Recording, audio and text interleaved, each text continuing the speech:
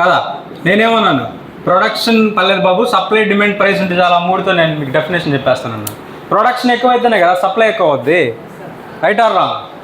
ఓకేనా? So supply demand price plays key role in the market, in any market.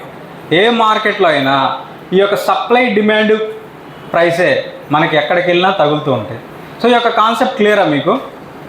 ఓకేనా? అదేవిధంగా inflation, foreign exchange తీసుకుంటాం,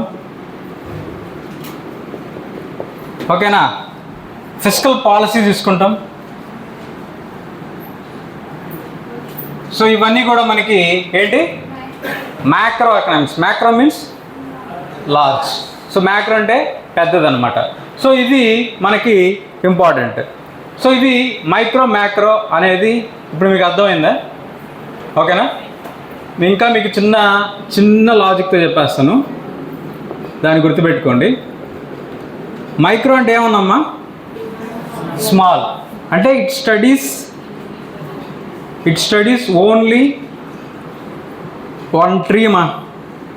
ఇది example, only ఒక నీమ్ ట్రీ గురించి మాత్రమే మిమ్మల్ని స్టడీ చేయమంటే దాన్ని it's a part of micro economics. అట్లా కాకుండా ఓవరాల్గా చెప్తాను మీకు సింపుల్గా. It studies forest.